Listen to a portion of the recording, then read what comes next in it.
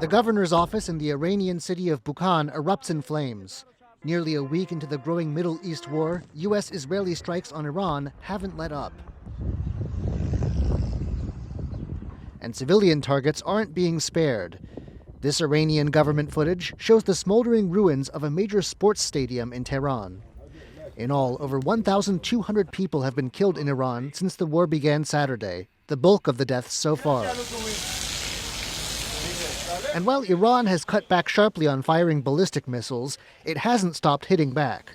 A wave of missiles launched at Israel rocked Tel Aviv and set this home on fire. And it's keeping up attacks on oil production in nearby countries hosting U.S. bases, hitting targets like this refinery in Bahrain. Some of the worst misery, though, is in Lebanon. Not part of the original war, but now a target of Israeli strikes, as it's home to Iranian proxy Hezbollah. It was bumper-to-bumper traffic in the capital Beirut Thursday, as Israel ordered an evacuation of all the city's southern suburbs. Some doubt fleeing will be enough. We don't put anything past Israel. They will strike us no matter where we go. So we rely on God and leave the area. That's all, nothing more. And many more civilians are seeking shelter. As Israel sends troops into southern Lebanon, it's called for 8% of Lebanese territory to be evacuated. In all, around 84,000 people have been displaced. Aliyah Hijazi is one of them. She fled from southern Lebanon and has been displaced twice in the span of 4 days. She's now on the streets of Beirut, unsure about where most of her family is. I have 10 children. I don't know where they are. They're displaced. I have 4 sons and 6 daughters. Only my one girl is with me and my husband.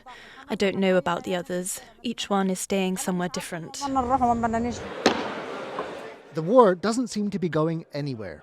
In the U.S. House of Representatives, a war powers vote requiring congressional approval for further U.S. strikes on Iran doesn't pass. This follows the failure of a similar motion in the Senate a day earlier. U.S. Defense Secretary Pete Hegseth says the U.S. fight with Iran has only just begun. And U.S. President Trump seems all in. He's even looking to the next possible U.S. intervention, maybe in a matter of weeks. What's happening with Cuba is amazing, and we think that we want to finish this one first, but that will be just a question of time before you and a lot of unbelievable people are going to be going back to Cuba. And while Trump says Iran has been asking for a deal, Iranian officials say they have no interest in talks, as the foreign minister told NBC News' Tom Yamas. We are not asking for a ceasefire, and we don't see any reason why we should negotiate with the U.S.